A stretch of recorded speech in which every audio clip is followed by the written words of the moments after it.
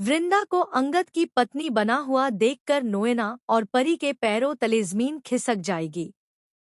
उन दोनों को यकीन ही नहीं होगा कि जिस लड़की को वे हमेशा नीचा दिखाने की कोशिश करती आईं, आज वही लड़की इस घर की बहू बन चुकी है, और वो भी अंगद जैसी शख्सियत की पत्नी बनकर। जहां सब लोग वृंदा और अंगद के नए रिश्ते को अपनाने की कोशिश कर रहे हैं, वहीं नोएना और परी इस रिश्ते को अपने लिए एक हार मानेंगी। दोनों के मन में गुस्सा और जलन का जहर घुल जाएगा, और वो ठान लेंगी कि अब वे मिलकर वृंदा की जिंदगी को नरक बना देंगी।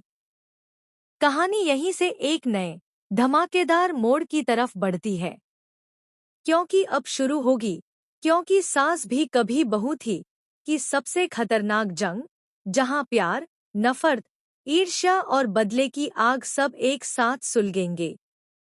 नोएना और परी मिलकर एक घटिया प्लान बनाएंगी।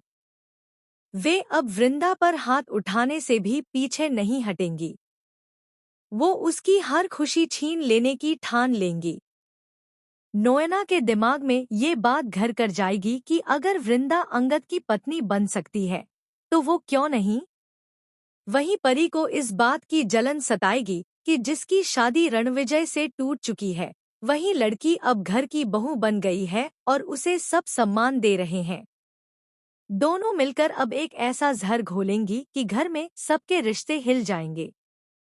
जी हाँ दोस्तों, क्योंकि सास भी कभी बहू थी के आने वाले ट्रैक में अब खुलेंगे वो पन्ने जिन्हें देखकर दर्शक भी हैरान रह जाएंगे। कहानी अब ऐसी दिशा में मुड़ने वाली है जहां हर किरदार की वफादारी की परीक्षा होगी। मिहिर के तेवर पहले से ही बदल चुके हैं। वो अब उस पुराने मिहिर की तरह शांत नहीं रहा, बल्कि अंदर ही अंदर नोएना के लिए उसकी दीवानगी बढ़ती जा रही है।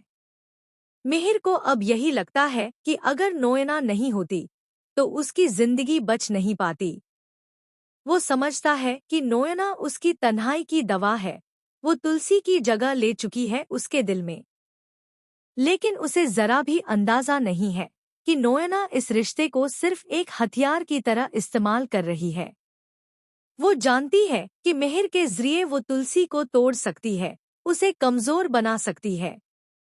और अब जब तुलसी अंगद और वृंदा के साथ खड़ी होगी, नोएना का गुस्सा और भी बढ़ जाएगा। दूसरी तरफ जब मिहिर को पता चलता है कि ऑफिस में लगी आग के पीछे सुहास का हाथ था, तो वह गुस्से से पागल हो जाता है।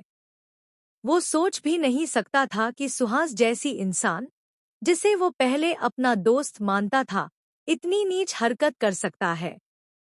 दरअसल सुहास की आग लगाने की वजह थी अंगद से बदला लेना, क्योंकि सुहास को हमेशा लगता था कि अंगद ने उसकी इज्जत छीन ली, उसके सपनों पर पानी फेर दिया।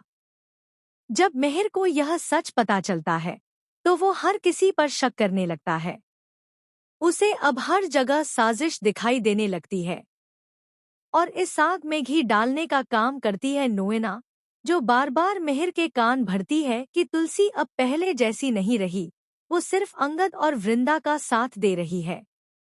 इधर रणविजय बहुत चालाकी से सारा मामला अपने हक में मोड़ लेता है। वो खुद को इस पूरे ड्रामे का हीरो साबित करने में जुट जाता है। वो दिखाता है कि उसने सुहास को अरेस्ट करवा कर कितना बड़ा काम किया है, ताकि सब उसे परी के लिए एक आदर्शवर समझें। यहाँ तक कि वो अपने दोस्त सुभाष की भी परवाह नहीं करता और उसे गिरफ्तार करवाने में हिचकता नहीं। परी की फैमिली भी रणविजय की इस चालाकी को समझ नहीं पाती और उसे एक नेक इंसान मान लेती है। अब जब रणविजय और परी की शादी का मामला फिर से उठता है, तो मिहिर सबसे आगे बढ़कर इस रिश्ते के लिए आवाज उठाता है। वो कहता है कि अब पुरानी बातों को भूल जाना चाहिए, लेकिन तुलसी इस बार भी चुप नहीं रहती। वो साफ कहती है कि यह शादी नहीं होनी चाहिए, क्योंकि इस रिश्ते में प्यार नहीं, स्वार्थ और छल है। ऋतिक भी तुलसी की बात से सहमत होता है, लेकिन मिहिर तुलसी पर गुस्सा करता है कि वो हमेशा हर चीज में दखल देती है। इस बीच परी अपनी मनमानी पर उतर आती है। वो चाहती है कि शादी हर हाल में हो, ताकि वो एक बार फिर तुलसी के खिलाफ खड़ी हो सके और घर में अपनी जगह मजबूत बना सके। वहीं दूसरी ओर अंगद अब फाइनली मालती से शादी करने से इनकार कर देता है, पर वह ये बात सबके सामने नहीं कहता। वो जानता है कि अगर उसने अभी कुछ कहा तो पूरा घर उसके खिलाफ खड़ा हो जाएगा, इसलिए वो चुपचाप अपनी योजना बनाता है। इधर मिहिर और नोएना किसी काम से बाहर जाते हैं और उनके पीछे तुलसी अंगद और वृंदा का साथ देती है। वो जानती है कि इस रिश्ते में सच्चाई और इज्जत है और तुलसी सच्चे रिश्तों के लिए हमेशा खड़ी रहती है। अब कहानी में आता है सबसे बड़ा ट्विस्ट, अंगद और वृंदा की शादी। दोनों एक दूसरे के साथ साथ फेरे लेते हैं और इस शादी के साथ शुरू होती है नई जंग।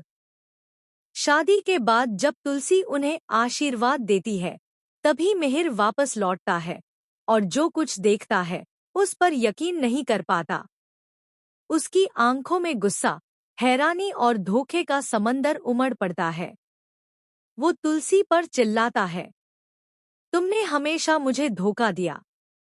पहले अपनी मर्जी की बहू लाई, अब अपने पसंद का दामाद बना लिया। वो तुलसी पर तमाम इल्जाम लगाता है और घर छोड़कर चला जाता है। इस झगड़े के बाद घर का माहौल और भी तनावपूर्ण हो जाता है। परी, नोएना और मालती, ये तीनों अब खुलकर वृंदा के खिलाफ साजिश रचती हैं। वे उसे नीचा दिखाने के लिए हर दिन नए जाल बुनती हैं। कभी खाना में नमक ज्यादा डालने का इल्जाम, कभी काम बिगाड़ने की बात। वे हर बात का दोष वृंदा पर डालती हैं। वृंदा बेचारी हर बार चुप रहती है, क्योंकि उसे लगता है कि अगर वो बोलेगी तो अंगद को तकलीफ होगी। लेकिन धीरे धीरे ये जुल्म इतना बढ़ जाता है कि वृंदा टूटने लगती है। वो रातों को रोती है, मगर किसी से शिकायत नहीं करती। तुलसी यह सब देखती है और मन ही मन सोचती है, क्या इतिहास खुद को दोहरा रहा है? क्या मैं वही गलती फिर करने जा रही हूँ जो मेरी सास ने मेरे साथ की थी? अब सवाल यह है, क्या तुलसी इस बार अपनी बहू के साथ खड़ी होगी? क्या अंगद अपनी पत्नी को इन सब साजिशों से बचा पाएगा? या फिर नोएना, परी और मालती की चालें सफल हो जाएंगी? कहानी अब एक ऐसे मोड़ पर पहुंच चुकी है जहां हर किरदार की असली पहचान उजागर होने वाली है। कौन सच्चा है, कौन झूठा, इसका फैसला अब आने वाले एपिसोड्स में होगा। वेल दोस्तों, अब देखने वाली बात यह होगी कि क्या अंगद और तुलसी मिलकर वृंदा की इज्जत और उसकी खुशियों की रक्षा कर पाएं।